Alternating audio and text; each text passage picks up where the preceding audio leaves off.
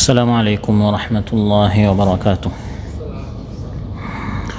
الحمد لله الغفور الشكور، يعلم خائنة الأعين وما تخفي الصدور، وأشهد أن لا إله إلا الله وحده لا شريك له يحيي الموتى ويبعث من في القبور، وأشهد أن سيدنا ونبينا محمدًا عبد الله ورسوله النبي الصبور والرسول الوقور، صلى الله تعالى عليه وعلى آله وصحبه دعاة الهدى والنور، والتابعين ومن تبعهم بإحسان إلى يوم الدين والنشور.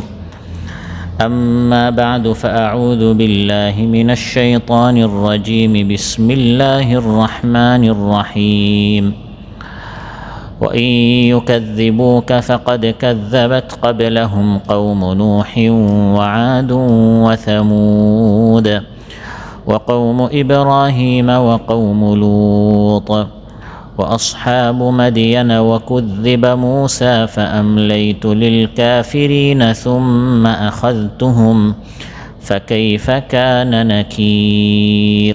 আল্লাহ তাআলা ইরশাদ করেন, হে নবী, তারা যদি আপনাকে মিথ্যা প্রতিপন্ন করে, তাদের আগে মিথ্যা প্রতিপন্ন করেছিল কওমে নূহ,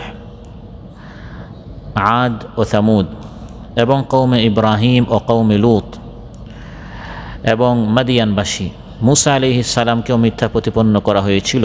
তারপর আমি কাফিরদেরকে অবকাশ দিলাম, তারপর আমি তাদেরকে পাকড়াও করলাম। অতএব আমার শাস্তি কত জঘন্য ছিল, আমার অস্বীকার করা কত মারাত্মক ছিল। আল মানতাকাতুস সানাইয়ার এই মসজিদে আয়োজিত আজকের মাহফিল উপস্থিত সম্মানিত মুসল্লি ভাইরা, সূরাতুল হাজ থেকে 3টি আয়াত 42, 43 এবং 44 তিলাওয়াত করে এর সহজ সরল বাংলা অনুবাদ উপস্থাপন করলাম। এই 3টি আয়াতে আল্লাহ সুবহানাহু ওয়া তাআলা রাসূল সাল্লাল্লাহু আলাইহি ওয়াসাল্লামকে সান্ত্বনা দিলেন যে রাসূল সাল্লাল্লাহু আলাইহি ওয়াসাল্লাম ইসলামের দিকে দাওয়াত দেওয়ার কারণে কাফির মুশরিকরা কীভাবে মহানবী সাল্লাল্লাহু আলাইহি ওয়াসাল্লামের বিরোধিতা করল, অথচ মহানবী সাল্লাল্লাহু আলাইহি ওয়াসাল্লামের চরিত্রে কোনো কালিমা ছিল না, কোনো ত্রুটি ছিল না। কাফির মুশরিকরা তাকে মিথ্যাবাদী বলল, তাকে নিয়ে মশকারি করল। আল্লাহ তাআলা সান্ত্বনা দিলেন, হাবিব হে, এটা প্রথম আপনার সাথে করা হচ্ছে তা নয়, আপনার আগে অসংখ্য অগণিত নবীদের সাথে এরকম মশকারি করা হয়েছিল।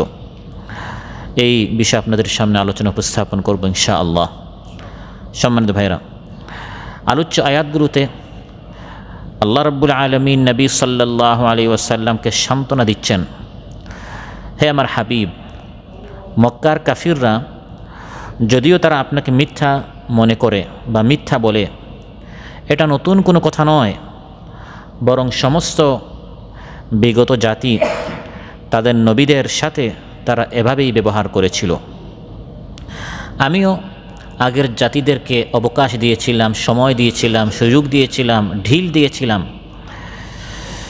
তারপর যখন তাদের অবকাশের মেয়াদ শেষ হয়ে গেল, তখন তাদেরকে আমি ধ্বংস করলাম, নিশ্চিহ্ন করে দিলাম। পৃথিবীতে ভ্রমণ করে দেখুন, এখন আর ফিরআউন নেই, হামান নেই, আদ সামুদ নেই, অথচ এক সময় তাদের দাপট ছিল, তাদের শক্তি ছিল, নবীকে নিয়ে তারা মশকারি করেছিল। অতএব এই আয়াতগুলোতে মক্কার মুশরিকদের জন্য এই ইশারা ইঙ্গিত রয়েছে, মিথ্যা জ্ঞান করা সত্ত্বেও তোমরা আল্লাহর পাকড়াও থেকে যদি নিজেদেরকে নিরাপদ মনে করো, না, তোমরা কখনো নিরাপদ হতে পারো না।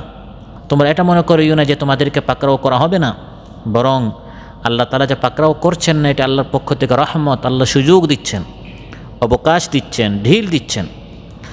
তারপর যদি কাফির মুশরিকরা এই অবকাশকে কাজে না লাগায় এবং নবীর আনুগত্য না করে, নবীর দাওয়াত গ্রহণ না করে, তাহলে আগের জাতিদেরকে যেরকম ধ্বংস করা হয়েছিল, হে মক্কার কাফিরেরা, এবং যুগে যুগে যত কাফির মুশরিক আসবে তোমাদেরকে এভাবে ধ্বংস করা হবে, বা মুসলমানদের হাতে তোমাদেরকে নিপীড়িত নির্যাতিত করা হবে, তোমাদেরকে লাঞ্ছিত অপমানিত করে তোমাদেরকে ধ্বংস করা হবে।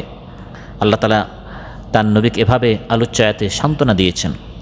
وإن يكذبوك فقد كذبت قبلهم قوم نوح وعاد وثمود। হে নবী, তারা যদি আপনাকে মিথ্যা প্রতিপন্ন করে, আপনার আগে কওমে নূহ, আদ, সামুদ তারাও তাদের নবীকে মিথ্যাবাদী বলেছিল। নাউযুবিল্লাহ। আল্লাহ তার নবীকে সান্ত্বনা দিচ্ছেন, হে নবী, প্রত্যেক উম্মত তাদের নবীকে মিথ্যাবাদী বলেছে, অথচ কোনো নবী মিথ্যাবাদী ছিলেন না। বরং নবীরা উত্তম চরিত্রের সর্বোচ্চ স্থানে তারা ছিলেন। জাতিরা, প্রত্যেক নবীর জাতি নবী রিসালত প্রাপ্ত হওয়ার আগে, নবী হওয়ার আগে তারা তাকে সত্যবাদী বলেছে, আমানতদার বলেছে। আর যখন নবী হয়ে গেলেন, এখন তারা তাকে মিথ্যাবাদী বলা শুরু করলো। অতএব সমস্যা নবীর মধ্যে নয়, নবীর চরিত্রের মধ্যে নয়, সমস্যা হচ্ছে নবীর আদর্শ, নবীর দাওয়াতের মধ্যে। এই দাওয়াতটা তারা গ্রহণ করতে পারছে না। যে জালিম, সে জুলুমের বিরুদ্ধে দাওয়াত গ্রহণ করতে পারে না। যে চোর, যে ডাকাত, যে মানুষের হক নষ্ট করে, যে স্বৈরাচার, যে মিথ্যাবাদী, সে কখনো সততার দাওয়াত, সত্যবাদিতার দাওয়াত, আমানতদারির দাওয়াত, এই দাওয়াতটা সে গ্রহণ করতে পারে না। যখন আপনি তাকে এই দাওয়াত দিবেন, আপনি যত ভালো হন না কেন, সে আপনাকে নিয়ে মস্কারি করবে, আপনার চরিত্র নিয়ে সে কথা বলবে। যদি আপনার চরিত্র যত ভালো হোক না কেন, নবীর চেয়ে উত্তম চরিত্র আর কারো হতে পারে না। আল্লাহ তাআলা এই আয়াতে রাসূল সাল্লাল্লাহু আলাইহি ওয়াসাল্লামকে সান্ত্বনা দিচ্ছেন, হ্যাঁ নবী, আপনি চিন্তিত হবেন না, বিষণ্ণ হবেন না, ফিকির করবেন না। আসলে আপনার চরিত্রে কোনো কালিমা নেই, কোনো ত্রুটি নেই। আপনি এই ইসলামের দাওয়াত বাদ দিয়ে দেন, ওই আগের মতো তারা আবার আপনাকে সত্যবাদী বলবে। আপনার মতো পীর, বুজুর্গ, ভালো লোক পৃথিবীতে আর কেউ নেই। কিন্তু যখনই আপনি তাদের এই অত্যাচারের বিরুদ্ধে, মিথ্যার বিরুদ্ধে, জুলুমের বিরুদ্ধে আপনি দাওয়াত দিবেন, তারা আপনাকে মিথ্যাবাদী বলবে। এই কাফির মুশরিকরা তো তারাই, যারা মনে প্রাণে জানে যে আপনি সত্যবাদী। যদি তারা আপনাকে মিথ্যা বলছে, যে এই নবী যা বলে এগুলো মিথ্যা, সে আসলে আল্লাহর পক্ষ থেকে নবী নয়, কোরআন সে নিজের পক্ষ থেকে বলছে, এটা যদিও তারা বলে, এটা আসলে তাদের মনের কথা নয়।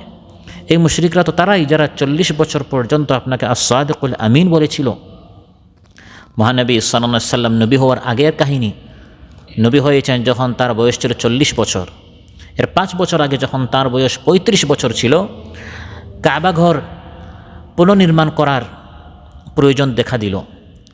তখন মক্কার কুরাইশ গোত্র তারা তখন এই কাবা ঘরকে নতুন করে নির্মাণ করলো। হাজার আসওয়াদ, যেটি সবচেয়ে দামি পাথর, সবচেয়ে মূল্যবান পাথর, এই হাজার আসওয়াদকে কাবা ঘরের স্থানে, নির্দিষ্ট স্থানে যেখানে হাজার আসওয়াদ ছিল, সেখানে রাখার সময় যখন হলো, তখন প্রত্যেক গোত্র বলা শুরু করলো, এই সম্মান আমরা অর্জন করতে চাই। হাজার আসওয়াদ এটা হয়তো সম্মানের প্রতীক, এটা আমরা রাখব। এমনকি তাদের মধ্যে যুদ্ধের প্রস্তুতি হয়ে গেল। প্রত্যেকে বলল আমরা এই বিষয়ে কোনো আপোষ করব না, কোনো ছাড় দিব না। এই হাজার আসওয়াদ, এই কালো পাথর কাবা ঘরের যথাস্থানে আমরাই রাখব। কেউ ছাড় দিতে রাজি নয় এবং অন্য গোত্রকে এই সম্মানটা দিতে রাজি নয়। প্রত্যেকেই এই ঐতিহাসিক মুহূর্তে নিজের গোত্রের জন্য এই সম্মান অর্জনটি নেয়ার জন্য তারা মারামারি পর্যন্ত এর জন্য তারা প্রস্তুত হয়ে গেল। এমন সময়, এই কঠিন মুহূর্তে তাদের মধ্যে যারা একটু জ্ঞানী ছিল, বুদ্ধিমান ছিল, তারা বলল, চলো আজকের মতো আমরা ফিরে যাই। আগামীকাল যে ব্যক্তি এই মসজিদুল হারামে প্রথম প্রবেশ করবে, তার বিচারটা আমরা মেনে নিব। তিনি যে গোত্রের পক্ষে বিচার দিবেন, বিচার করবেন, তার বিচারটি আমরা মেনে নিব।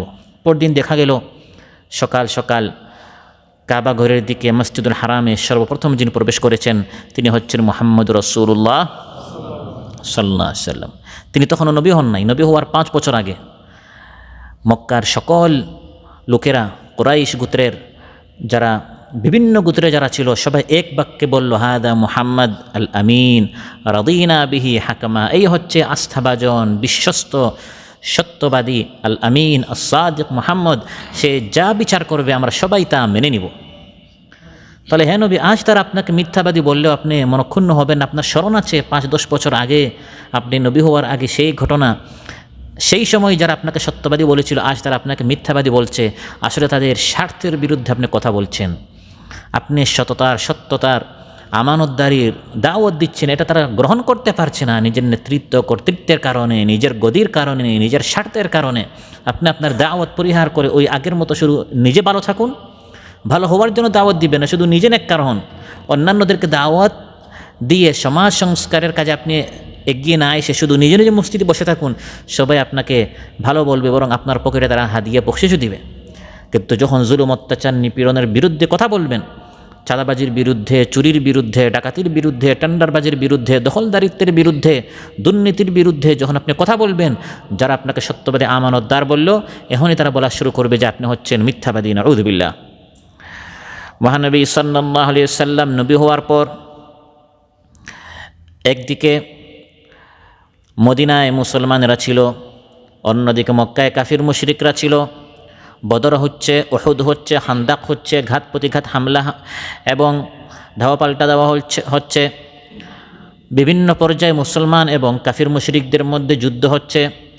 মুসলমানদের নেতৃত্ব দিচ্ছেন মুহাম্মদুর রাসূলুল্লাহ সাল্লাল্লাহু আলাইহি সাল্লাম, আর কাফির মুশরিকদের নেতৃত্বে তখন ছিল আবু সুফিয়ান রাদিয়াল্লাহু আনহু, যিনি পরবর্তীতে মুসলমান হয়েছেন। ওই সময় তিনি কাফির ছিলেন। যখন তিনি কাফির মুশরিকদের নেতৃত্বে ছিলেন, বিভিন্ন সময় যুদ্ধ হচ্ছে মুসলমানদের সময়। এক সময় এই আবু সুফিয়ান রুম দেশে গেলেন ব্যবসায়ী কাজে। তখন ওই রুমের সম্রাট হিরাকল, সে শুনল যে মক্কায় এক ব্যক্তি নবুয়তের দাবি করছে আরব দেশে, এবং এখন সে মদিনায় গিয়েছে।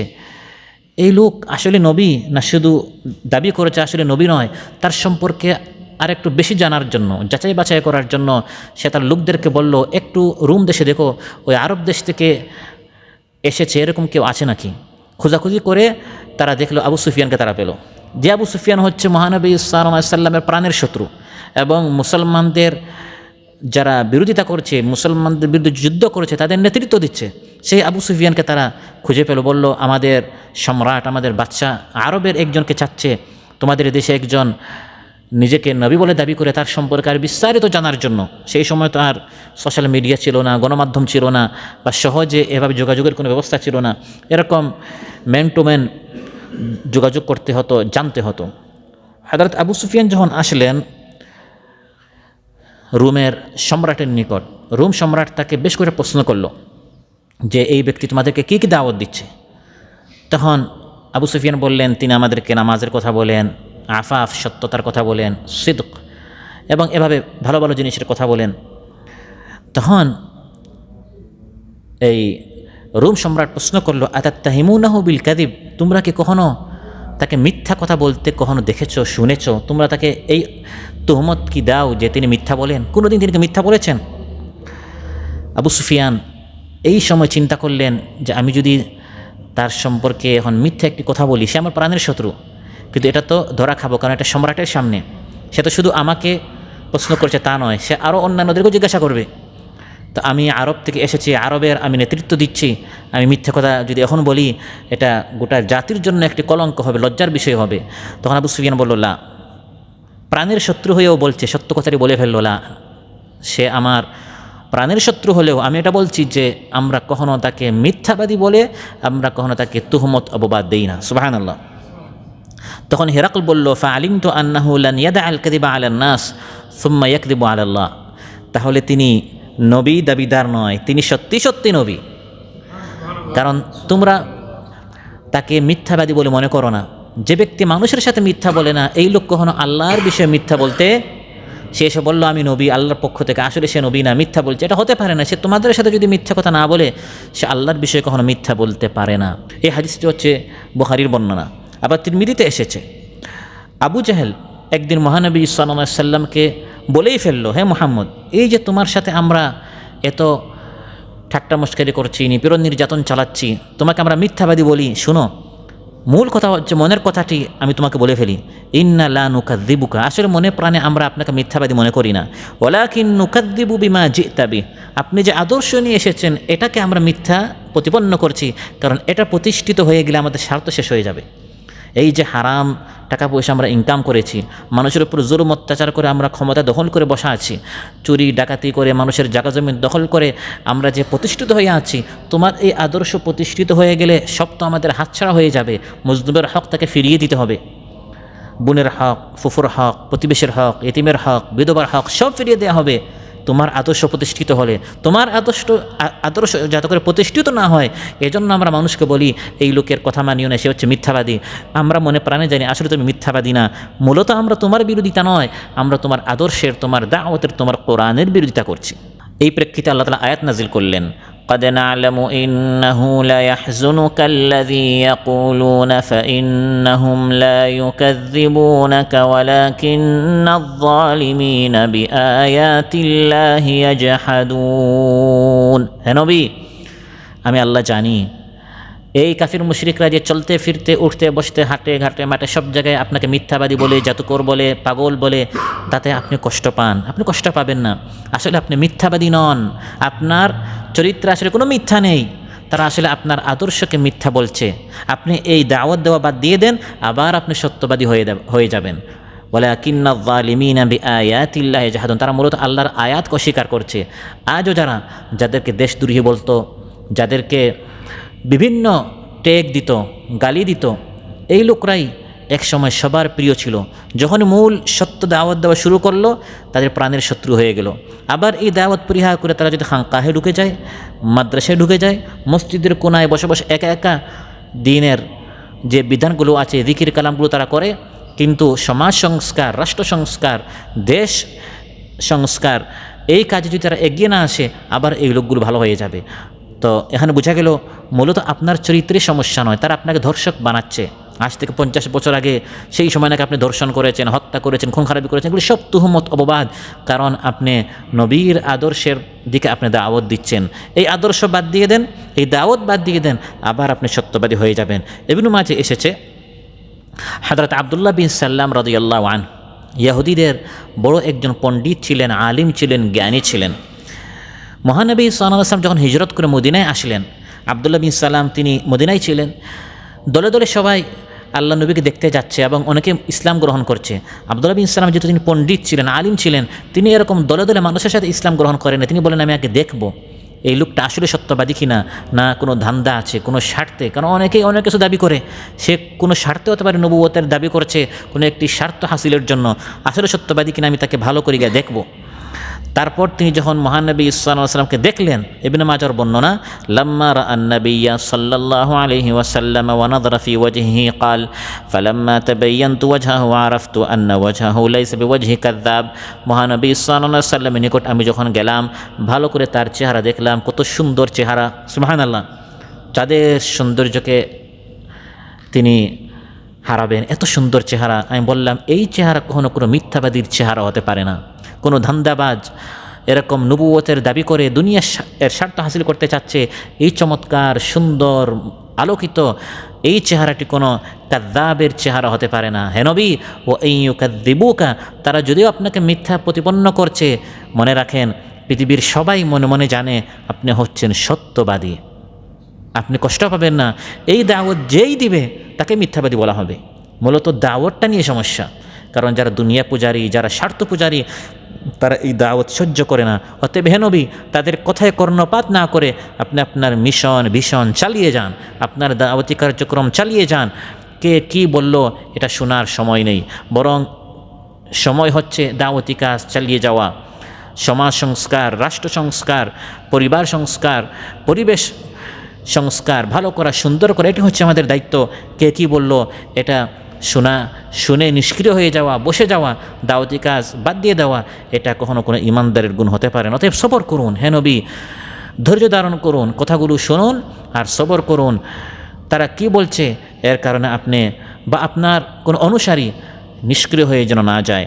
ওয়া ইউকাযযিবুকা, তারা যদি আপনাকে মিথ্যা প্রতিপন্ন করে, হে নবী এই মিথ্যা প্রতিপন্ন করা এটা নতুন কোনো বিষয় নয়।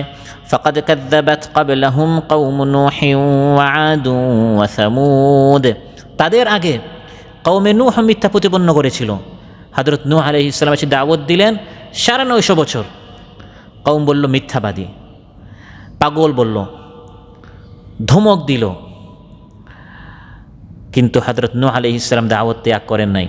যতদিন দাওয়াত চলবে ততদিন নির্যাতন চলবে, যতদিন আপনি জালিমকে জুলুমের বিরুদ্ধে, মিথ্যাবাদীকে মিথ্যার বিরুদ্ধে, চোরকে চুরির বিরুদ্ধে, ডাকাতকে ডাকাতির বিরুদ্ধে দাওয়াত দিবেন, ততদিন আপনার বিরুদ্ধে নির্যাতন চলবে। যেরকম চলেছিল কওমে নূহ আলাইহিস সালামের কওম তাকে কষ্ট দিয়েছিল। তিনি যখন দাওয়াত দিতেন তারা কানে হাত দিত এবং বলতো আমরা তোমার কথা শুনতে চাই না, আর মুখে তারা চাদর দিয়ে দিত, বলতো হে নূহ আমরা তোমাকে দেখতেও চাই না। নাউযুবিল্লাহ। একজন মানুষ দাওয়াত দিচ্ছে আল্লাহর দিকে, হে নবী এই প্রথম যে আপনাকে কষ্ট দেওয়া হচ্ছে তা নয়, নূহ আলাইহিস সালাম এর থেকে কঠিন নির্যাতন, নিপীড়ন, মানসিক নির্যাতন, শারীরিক নির্যাতন তিনি সহ্য করেছেন। শুধু নূহ আলাইহিস সালাম নয়, ওয়াআদ ওয়া সামুদ, হুদ আলাইহিস সালামকে নির্যাতিত করা হয়েছে আদ জাতির পক্ষ থেকে। সালেহ আলাইহিস সালাম নিপীড়িত হয়েছেন সামুদের পক্ষ থেকে। ওয়া কওমু ইব্রাহিম ওয়া কওমু লূত, মুসলিম মিল্লাতের পিতা ইব্রাহিম আলাইহিস সালামকে নিপীড়ন করা হয়েছে, নির্যাতন করা হয়েছে কওমের পক্ষ থেকে। শুধু কওমের পক্ষ থেকে নয়, তার সবচেয়ে কাছের লোক পিতার পক্ষ থেকে। কারণ ইব্রাহিম আলাইহিস সালাম দাওয়াত দিয়েছেন তাওহীদের দিকে, আর বাবা মূর্তি পূজারী ছিল। যেহেতু আদর্শ ভিন্ন, সংঘাত শুরু হলো।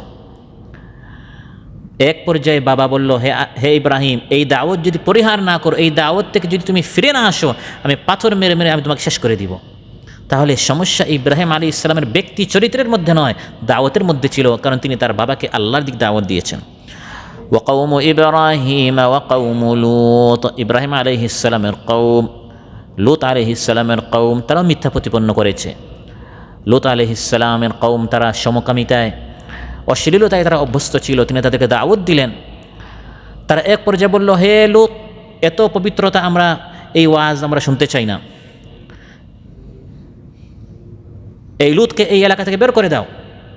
ফামা কানা জওয়াবা কওমি, এটা ছিল তার কওমের জবাব, উত্তর। আপনি যখন সততার দিকে দাওয়াত দিবেন, যারা সততায় বিশ্বাসী নয়, আপনি যখন পবিত্রতার দিকে দাওয়াত দিবেন, যারা জিনা, ব্যভিচার, ধর্ষণ, সমকামিতা ইত্যাদি বেহায়াপনা, বেলাল্লাপনা, অশ্লীলতা, নোংরামিতে যারা বিশ্বাসী, তারা আপনার দাওয়াতকে কবুল করবে না, এমনকি সহ্য করবে না।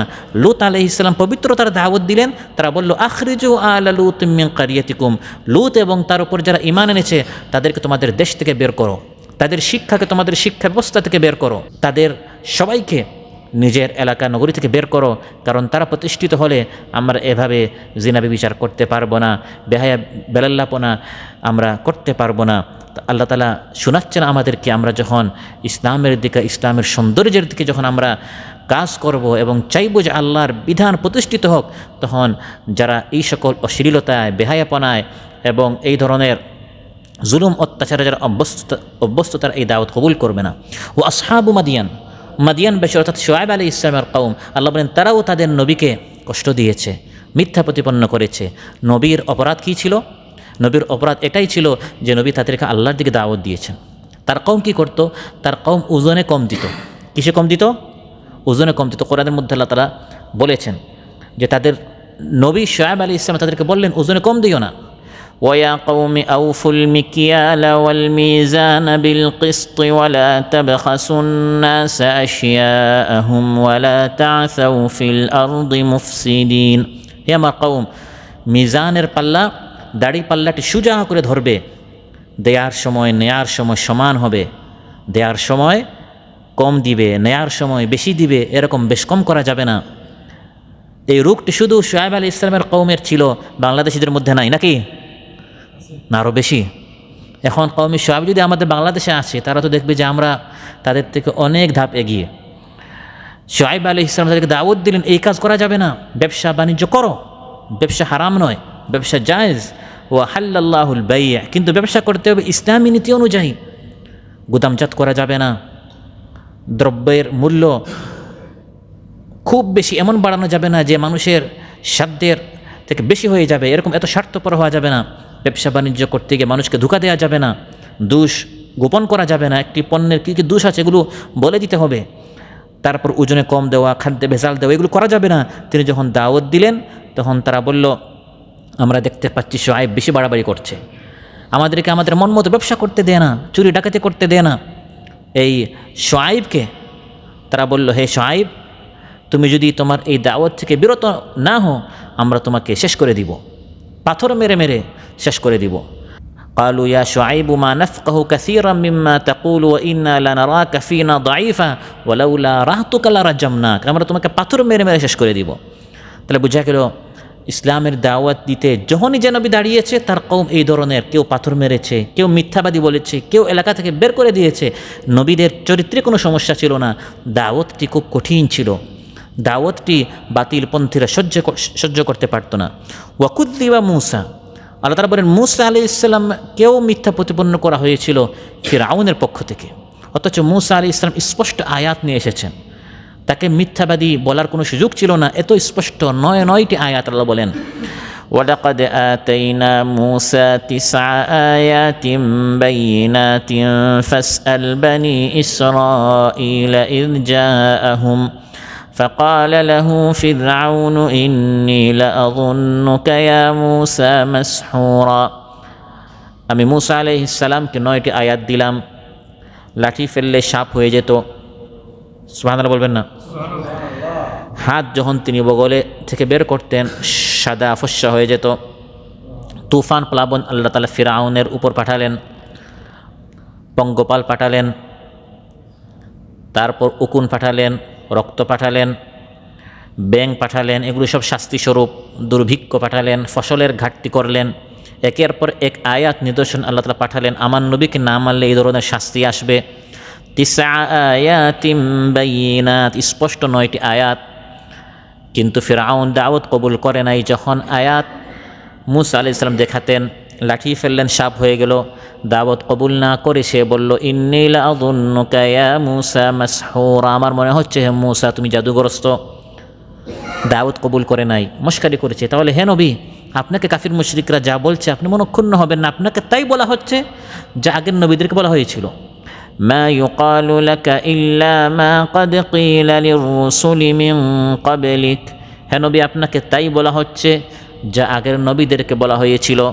অবস্থা দৃষ্টিতে মনে হচ্ছে আগের কওম পরের কওমকে বলে যেত আমরাও নবীকে মিথ্যাবাদী বলেছি, তোমরাও তোমাদের নবীকে মিথ্যাবাদী বলিও। আসলে কোনো কওম আগের জাতি পরের জাতিকে বলতে পারে না, কারণ তাদের মধ্যে সাক্ষাৎ হয় নাই, তারা ধ্বংস হওয়ার পর দ্বিতীয় জাতি এসেছে। কিন্তু আল্লাহ কোরআনের মধ্যে বলেন অবস্থা দৃষ্টিতে মনে হয় কওমে নূহ মরার আগে আদকে বলেছে শোনো আমরা নূহকে বলেছি মিথ্যাবাদী, হে আদ তোমরা তোমাদের নবী হুদকেও মিথ্যাবাদী বলিও। আবার আদ ধ্বংস হওয়ার আগে তাদের পরের সামুদকে বলেছে আমরা আমাদের নবীকে মিথ্যাবাদী বলেছি, তোমরাও তোমাদের নবী সালেহকে মিথ্যাবাদী বলিও। সেই ধারাবাহিকতা আসতে আসতে মক্কাবাসীকে আগের জাতিরা বলেছে আমরাও নবীকে মিথ্যাবাদী বলেছি, তোমরা মুহাম্মদ সাল্লাল্লাহু আলাইহি সাল্লামকে মিথ্যাবাদী বলো। অথচ কারো মধ্যে সাক্ষাৎ হয়নি, কিন্তু সবার আপনার প্রতিক্রিয়াটি এক ধরনের ছিল, সবাই এক ধরনের বিরোধিতা করেছে নবীদের সাথে। কাযালিকা মা আতাল্লাযীনা মিন ক্বাবলিহিম মির রাসূলিন ইল্লা ক্বালু সাহিরুন আও মাজনুন আতাওয়াসাউ বিহি বাল হুম কওমুন তাগুন। আপনার আগে যত নবী এসেছেন প্রত্যেককে বলা হয়েছে সাহিরুন আও মাজনুন, জাদুকর বা পাগল। আতাওয়াসাউ বিহি, মনে হয় একজন আরেকজনকে ওসিয়ত করেছে। ওসিয়ত করা হয় মৃত্যুর সময়, মনে হচ্ছে আগের জাতি মরার সময় তার কওমকে বলেছে যে আমরাও এরকম করেছি তোমরাও এরকম করো। আতাওয়াসাউ বিহি, না ওসিয়ত করে নাই। বাল হুম কওমুন তাগুন, এরা সবাই সীমা লঙ্ঘনকারী ছিল, মিথ্যা প্রতিপন্ন করতে করতে শেষ সীমা পৌঁছে গিয়েছিল, এজন্য তাদের আচরণ একরকম ছিল। আল্লাহ আফসোস করে বলছেন প্রত্যেক জাতি তাদের নবীকে মিথ্যা বলেছে, মশকারি করেছে, ঠাট্টা করেছে, অথচ নবী তাদের কল্যাণের জন্য তাদের রুমে গিয়েছেন, তাদের ঘরে গিয়েছেন, তাদের দোকানে গিয়েছেন, তাদের তাঁবুতে গিয়েছেন, দাওয়াত দিয়েছেন আল্লাহর দিকে। আফসোস করে আল্লাহ তাআলা বলেন ইয়া হাসরাতান আলাল ইবাদ মা ইয়াতিহিম মির রাসূলিন ইল্লা কানু বিহি ইস্তাহজিউন। ইয়া হাসরাতান আলাল ইবাদ, বান্দাদের উপর আফসোস। মা ইয়াতিহিম মির রাসূল, যখনই যে স্থানে যে জামানায় তাদের নিকট রাসূল এসেছে বা রাসূলের অবর্তমানে কোনো দাঈ ইলাল্লাহ এসেছে, প্রত্যেককে নিয়ে তারা মশকারি করলো, দেশ থেকে বের করে দিল, নাগরিকত্ব কেড়ে নিল, ফাঁসির কাস্টে ঝুলালো, ক্রসফায়ার দিল, চোখ উপরে নিল, হাত পা পঙ্গু করে দিল, গুলিবিদ্ধ করলো, গুম করলো। যে দেশে থাকান না কেন, আরব দেশে, অনারব দেশে, কাছের দেশে, দূরের দেশে, আগের যুগে, এখন, ভবিষ্যতে, বর্তমান, অতীত, একই ধরনের আচরণ যারা ইসলামের দিকে এই সুমহান আদর্শের দিকে দাওয়াত দিয়েছে, বাতিলপন্থীরা এক ধরনের আচরণ করেছে। আল্লাহ তাআলা বলেন, আমিও এই কাফির মুশরিকদেরকে একটু সুযোগ দিই। وكذب موسى فأمليت للكافرين ثم أخذتهم فكيف كان نكير। فأمليت للكافرين, আমিও কাফিরদেরকে একটু সুযোগ দেই।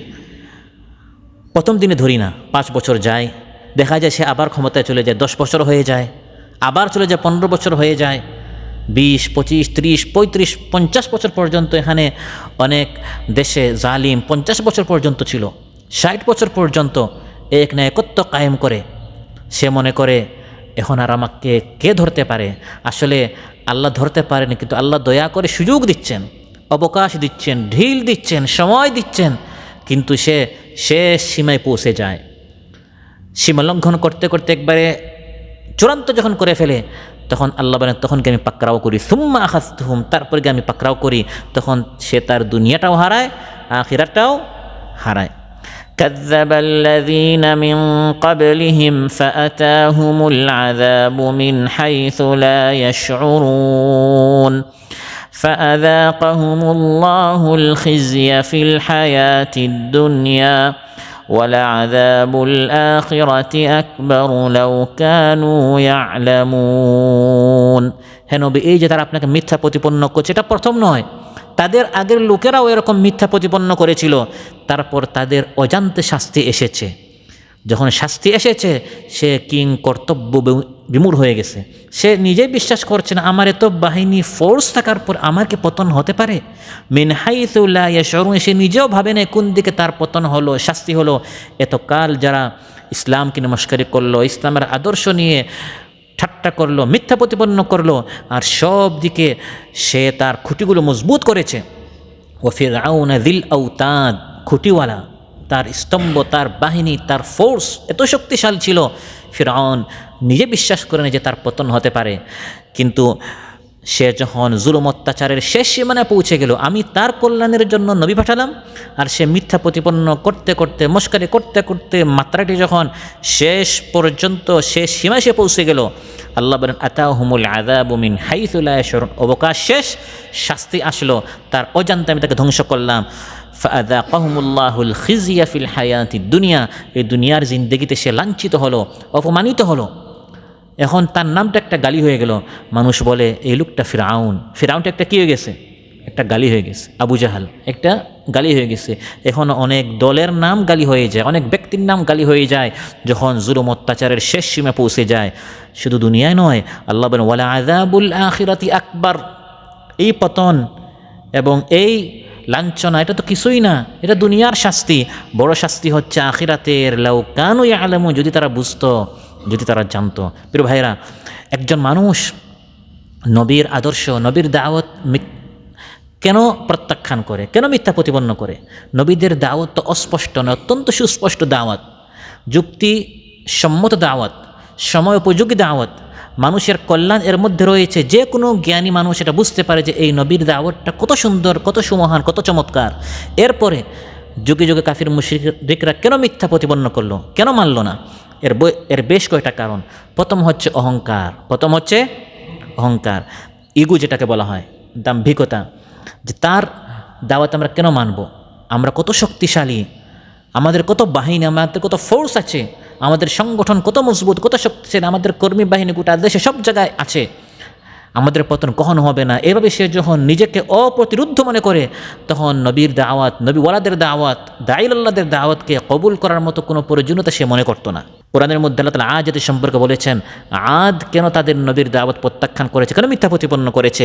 এই অহংকারীর কারণে। শক্তিশালী ছিল, এমন শক্তি পেলে এখন তারা বলল, আমাদের চেয়ে শক্তিশালী আর কে আছে, আমরা এই সবচেয়ে শক্তিশালী, আমরা পালাবো না, আমরা করোনার চেয়ে শক্তিশালী। ওই আদের কথাগুলো এখনও আমাদের কানে বাজে। সেই 1000 বছর আগের আদ নয়, জামানার আদ একই কথা বলেছে।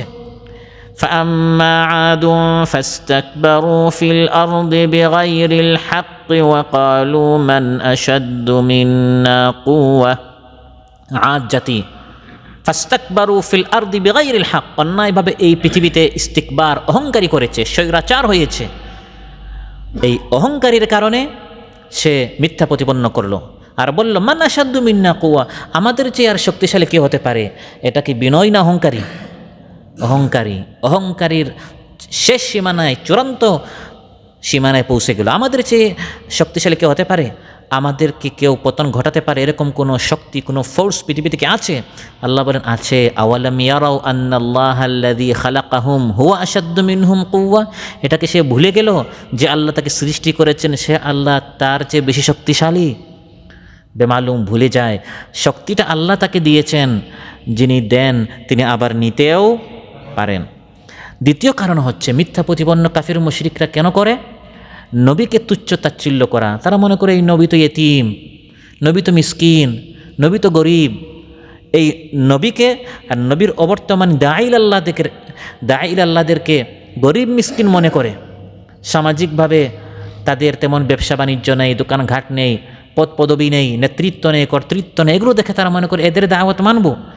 সে আমার নিকটে সে দাওয়াত দিবে, তার দাওয়াত যত ভালো হোক না কেন, যত বৈজ্ঞানিক হোক, যত যুক্তিযুক্ত হোক, এটা মানা যাবে না, কারণ সে আমার লেভেলের নয়। আমি কত বড় ব্যবসায়ী, বিজনেসম্যান, আমি কত বড় বুদ্ধিজীবী, আমি কত বড় জ্ঞানী, আমার পিছনে কত লোক ঘুরে, আর সে এসে আমাকে সততার দাওয়াত দিবে, ইসলামের দাওয়াত দিবে, আমানতদারির দাওয়াত দিবে, আমি সেটা গ্রহণ করলে এটা তো হয় না। এই জন্য দাঈল আল্লাহদেরকে, নবী রাসূলদেরকে তারা তুচ্ছ তাচ্ছিল্য করত, ছোট মনে করত, হীন মনে করত। কোরআনের মধ্যে আল্লাহ বলছেন রাসূল সাল্লাল্লাহু আলাইহি ওয়াসাল্লাম যখন দাওয়াত দিতেন তখন মক্কার কাফিররা বলতো আল্লাহ তাআলা এই ইয়েতিম ছাড়া আর কাউকে পান নাই? আমার আবু জাহেলের মতো বড় জ্ঞানী, ওয়ালিদ বিন মুগীরার মতো যার বাগান মক্কা থেকে তাইফ পর্যন্ত 80 কিলোমিটার ব্যাপী লম্বা লম্বা বাগানের মালিক, কোটি টাকার মালিক, এই ধরনের বড় বড় ধনাঢ্য ব্যক্তি দেখে আল্লাহ নবী বানাতে পারেন নাই? এই ইয়েতিমের দাওয়াতকে আমরা মানব? তাহলে এই নবী সাল্লাল্লাহু আলাইহি সাল্লামের দাওয়াতকে প্রত্যাখ্যান করার মূল একটি কারণ ছিল নবীকে তারা ছোট মনে করত, হে মনে করত বা তুচ্ছ মনে করত। কোরআনের মধ্যে আল্লাহ বলেন ওয়াকালু লাউলা নুজ্জিলা হাযাল কুরআনু আলা রাজুলিম মিনাল ক্বরয়াতাইনি আযীম। এই দুই এলাকার মধ্যে, মক্কা তাইফের মধ্যে একজন ধনী, সম্মানিত, সম্ভ্রান্ত এরকম একজনকে দেখে আল্লাহ কেন নবী বানান নাই? এই মুহাম্মদকে কেন ইয়েতিম বানালেন? না, তার কথা মানা যাবে না। সে যত ভালো কথা বলুক না কেন, তার কথা মানা যাবে না। এই ধরনের কিছু মানুষ আমাদের সমাজে আসে না নাই? যে একজন হুজুর মানুষ আমাদেরকে খুতবার মধ্যে সুদের বিরুদ্ধে বলবে আর আমি কোটি টাকা এই ব্যবসা আমি বাদ দিয়ে দিব, এটা হতে পারে না। তারপর নবীকে মিথ্যা প্রতিপন্ন করার আরেকটি কারণ হচ্ছে নবীর আশেপাশে সবসময় এই ধরনের লোক থাকতো, সমাজে অবহেলিত, গরিব, মিসকিন, শিক্ষা দীক্ষা কম, বেলালের মতো, খাব্বাবের মতো, খুবাইবের মতো রাদিয়াল্লাহু আজমাইন, যাদের তেমন বড় বড় কোনো পদ পদবী ছিল না, ক্ষমতা ছিল না। হযরত বেরাদানু কোন উচ্চ ভার্সিটি থেকে শিক্ষা অর্জন করেছেন? বড় বড় কোনো ভার্সিটিতে তিনি যান নাই। আর আবু জাহেল মনে করতো যার নাম হচ্ছে আবুল হাকাম বা আবুল হিকাম, বড় জ্ঞানী, জ্ঞানীদের বাপ ছিল। এই বেলাল, সোহাইব, সালমান এদেরকে এখান থেকে সরালে আমরা আসবো, বসবো, দিন শুনবো, দিনের কথা শুনবো, মানবো কিনা পরে চিন্তা করব, এই জিনিসটা তারা চিন্তা করতো। তো এই সকল মিসকিনদেরকে এখান থেকে সরাতে হবে, নাউযুবিল্লাহ। এরা শুধু রাসূল সাল্লাল্লাহু আলাইহি সাল্লামের সাথে হয় নাই, নূহ আলাইহিস সালামের জামানায় যখন তিনি দাওয়াত দিলেন, কাফির মুশরিকরা বলল ক্বালু আনুমিনু লাকা ওয়াত্তাবা'আকাল আরযালুন, হে নূহ, আমরা কি তোমার উপর ঈমান আনবো আর এই লাঞ্ছিত অপমানিতরা তোমার আশেপাশে? নাউযুবিল্লাহ। হযরত নূহ আলাইহিস সালামের আশেপাশে এই ধরনের কিছু শ্রমিক ছিল, যাদেরকে আমরা আমাদের পরিভাষায় অনেক সময় লেবার বলি। এই লোকরা আল্লাহর নিকট অনেক প্রিয়। প্রত্যেক নবী ভেড়া, ছাগল কী করেছেন? এর রাখাল ছিলেন। এগুলো মানুষের মূল্যায়নটা আল্লাহর নিকট চূড়ান্ত নয়, এর কোনো দামই নেই। আল্লাহর নিকট দাম হচ্ছে ইন্না আকরামাকুম ইনদাল্লাহি আতকাকুম, যে যত বড় মুত্তাকি। মানুষ বলে অমুক লেবার, অমুক শ্রমিক, যে বলছে হতে পারে সে আল্লাহর নিকট অত্যন্ত নিকৃষ্ট, আর যার সম্পর্কে বলছে এই লোকটা আল্লাহর নিকট অনেক প্রিয়। তো নবীদের আশেপাশে বেশিরভাগ গরিব মিসকিনরা থাকতো, কারণ নবীরা গরিবদের হকের কথা বলতেন, মজলুমের অধিকার, গরিবের অধিকার, এই সকল কথা বলতেন। এই জন্য তার আশেপাশে থাকতো সব সময়, তারাই আগে দাওয়াত কবুল করতো।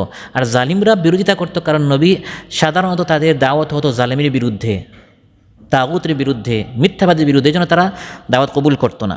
সহিহ মুসলিমে এসেছে সাদ বিন আবি ওয়াক্কাস রাদিয়াল্লাহু আনহু বলেন, আমরা মহানবী সাল্লাল্লাহু আলাইহি ওয়াসাল্লামের সাথে ছিলাম 6 জন, এবং আমরা সবাই এই ধরনের গরিব মিসকিন ছিলাম।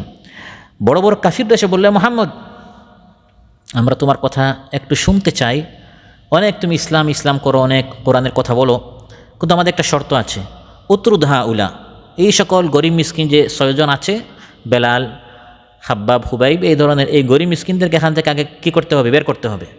আমি হচ্ছে তার মালিক, মুনিব, কফিল, আর সে আমার বাসায় কাজ করে, সে আমার কৃতদাস, আমরা একসাথে এখানে বসবো? এটা হতে পারে না। মহানবী সাল্লাল্লাহু আলাইহি ওয়াসাল্লাম মনে মনে চিন্তা করলেন, তাদের কথাটি খারাপ, উদ্দেশ্য খারাপ, কিন্তু এই লোকটাকে যদি এখানে বসায়া, কারণ যদি তাকে আমি দূরে সরিয়ে দিই তাহলে তো সে আমার কথা শুনবেই না, আর এরা তো আমার লোক, আমি এদেরকে সুন্দর করে বুঝাবো যে ভাই আপনারা একটু দূরে যান। আর আবু জাহেলকে আমি ভালো কথাগুলো শোনানোর কারণে হতে পারে সে দাওয়াতটা কবুল করে ফেলতে পারে, আর দাওয়াতটা কবুল করে ফেললে তার কারণে তার সাথে আরও 100, 200, 500 জন কী করবে, দাওয়াত কবুল করবে।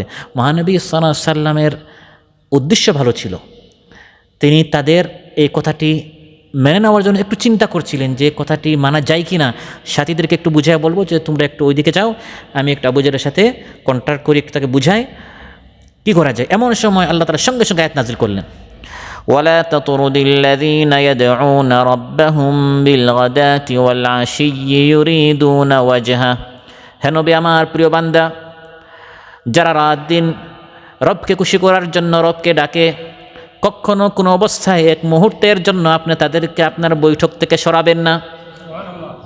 আমার কোনো দরকার নেই আবু জাহেল মুসলমান হওয়ার, আগে তার অহংকারী খতম করতে হবে, আগে তার ইগো শেষ করতে হবে। ওয়ামা আলাইকা আল্লাহ ইয়াজ্জাক্কা, সে মুসলমান নাই হোক, আপনার কিছু আসে যায় না। আবু জাহেল দ্বারা ইসলাম প্রতিষ্ঠা করতে হবে, এটা আল্লাহর ইসলাম এমন কাঙ্গাল হয় নাই। আল্লাহ তাআলা এই গরিব মিসকিনদের দ্বারা আল্লাহ তাআলা দিন প্রতিষ্ঠা করবেন। হ্যাঁ নবী, আবু জাহেল এই বৈঠকে আসতে হবে তার অহংকারী শেষ করে, অহংকারী সহ কোরআন শোনার কোনো সুযোগ নেই। তাহলে কাফির মুশরিকদের মিথ্যা প্রতিপন্ন করার এটা বড় একটি কারণ ছিল যে নবীদের আশেপাশে গরিবরা থাকতো, তাদের ইগো এবং তাদের অহংকারী ছিল যে আমরা এই গরিব মিসকিনের সাথে আমরা কেন বসবো, তারা চাইতো আলাদা বৈঠক, আলাদা একটি স্থান, কিন্তু এই সুযোগ ইসলামের মধ্যে নেই। আরেকটি বড় কারণ হচ্ছে তারা মিথ্যা প্রতিপন্ন করতে হিংসার কারণে। কিসের কারণে? হিংসার কারণে। এবং এটা হয়েছিল ইহুদদের সাথে। ইহুদ তারা ছিল বানু ইসরাইল, আর রাসূল সাল্লাল্লাহু আলাইহি ওয়াসাল্লাম ছিলেন বানু ইসমাইল, আরবের মধ্যে। তারা জানতো মহানবী সাল্লাল্লাহু আলাইহি ওয়াসাল্লাম সত্যবাদী, কিন্তু মানে নাই কেন? হিংসার কারণে। এই নবী আমাদের বংশে না এসে আরব বংশে কেন আসলেন?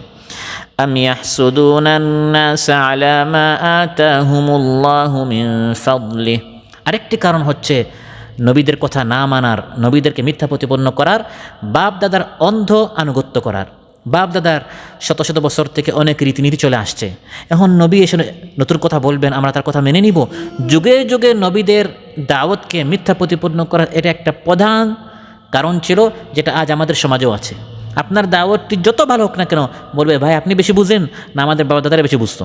আপনি তাকে দেখাচ্ছেন ভাই আয়াত নাম্বার, হাদিস নাম্বার সহ, ভাই দেখেন এই কাজটা কিন্তু ঠিক হচ্ছে না, বিবাহ শাদীতে আমাদের অনেক রীতিনীতি আছে, এগুলো ইসলাম বিরোধী। বলবে ভাই আপনার এত কোরআন হাদিসের কথা আমি শুনতে চাই না, বাপ দাদার যুগ যুগ ধরে এটা চলে আসছে, আমি সেটাই করব। তাহলে নবীদের দাওয়াত না মানার এটি হচ্ছে প্রধান একটি কারণ। কোরআনের মধ্যে আল্লাহ তাআলা বলেন, وَإِذَا قِيلَ لَهُمُ اتَّبِعُوا مَا أَنزَلَ اللَّهُ قَالُوا بَلْ نَتَّبِعُ مَا أَلْفَيْنَا عَلَيْهِ آبَاءَنَا أَوَلَوْ كَانَ آبَاؤُهُمْ لَا يَعْقِلُونَ شَيْئًا وَلَا يَهْتَدُونَ। আল্লাহ তাআলা বলেন এভাবে যুগে যুগে তারা মিথ্যা প্রতিপন্ন করলো, কিন্তু আমার শাস্তি জঘন্য ছিল। শেষ মুহূর্তে যখন আমার শাস্তি আসলো, তুম্মা আখাযতুহুম ফাকাইফা কানা নাকির, আমার শাস্তি কত ভয়ঙ্কর ছিল, কত বিভীষিকাময় ছিল, তখন আমার শাস্তি থেকে কেউ বাঁচতে পারে নাই। অতএব আজও তোমরা যারা বিরোধিতা করছো না, তারা যুগে যুগে কাফির মুশরিকদের উদ্দেশ্য করে বলছেন যে তোমরাও শিক্ষা নাও, তোমাদের উপর এই শাস্তি আসার আগে তোমরা দাওয়াতটি কবুল করে নাও, কারণ তোমরা শাস্তি থেকে বেঁচে যাবে এই ধরনের কোনো কথা আল্লাহর পক্ষ থেকে আসে নাই। তোমরা আল্লাহর এত প্রিয় না যে তোমরা আমার নবীর বিরোধিতা করবে আর শাস্তি আসবে না। আর ওরা আল্লাহর শত্রু ছিল না যে আল্লাহ তাদেরকে পাকড়াও করবেন, তোমাদেরকে বাঁচিয়ে দিবেন। সবাই আল্লাহর দৃষ্টিতে সমান, আল্লাহ এক নীতিতে চলেন। যে বিরোধিতা করবে সে শাস্তির যোগ্য হবে, যেই নবীর কথা মানবে সে পুরস্কারের যোগ্য হবে। অতএব নবীদের কথা মানতে হবে, দাওয়াত কবুল করতে হবে, এর মধ্যে কল্যাণ রয়েছে। আল্লাহ সুবহানাহু ওয়া তাআলা আমাদের সবাইকে, যে কথাগুলো হলো আমাদের সবাইকে আরও বেশি জানার, বুঝার এবং মানার তৌফিক দান করুন। বলার চেয়ে আমরা যেন বেশি মানতে পারি। আল্লাহ তাআলা এই মন মানসিকতা আমাদের মধ্যে সৃষ্টি করুন এবং যত ভালো কথা, সুন্দর কথা, সঠিক কথা, এটা আমার স্বার্থ বিরোধী হলেও, আমার মনের বিরোধী হলেও, কোরআন সুন্নাহ থেকে যত কথা বলা হয় এটা যেন আমরা মানতে পারি, বুঝতে পারি, আমল করতে পারি। আল্লাহ তাআলা আমাদের সবাইকে তৌফিক দান করুন। আমাদের মধ্যে যারা অসুস্থ আছেন আল্লাহ তাআলা সুস্থ করে দেন, যার যে পেরেশানি আছে আল্লাহ তাআলা পেরেশান মুক্ত করুন, যারা ঋণগ্রস্ত আছেন আল্লাহ তাআলা ঋণ পরিশোধ করার তৌফিক দান করুন, যারা সমস্যায় জড়িত রয়েছেন আল্লাহ তাআলা তাদের সমস্যা, তাদের সংকট দূর করুন। আমাদের যারা মারা গিয়েছেন আল্লাহ তাআলা তাদের কবরগুলোকে, বাবা, মা, চাচা, দাদা, দাদি ইত্যাদি যারা মাইয়িত রয়েছেন আল্লাহ তাআলা তাদের কবরকে জান্নাতের সুঘ্রাণ সেখানে জারি করুন, জান্নাতের বিছানা বিছিয়ে দেন, জান্নাতের বাগান বানিয়ে দেন। যার যে বিপদ আপদ মুসিবত সংকট রয়েছে আল্লাহ তাআলা আমাদের সবাই সমস্যার সমাধান করুন, সংকট থেকে উত্তীর্ণ করুন। আসসালামু আলাইকুম ওয়া রাহমাতুল্লাহি ওয়া বারাকাতুহু। সুবহানাকাল্লাহুম্মা বিহামদিক আশহাদু আল্লা ইলাহা ইল্লা আনতা আস্তাগফিরুকা ওয়া আতুবু ইলাইক।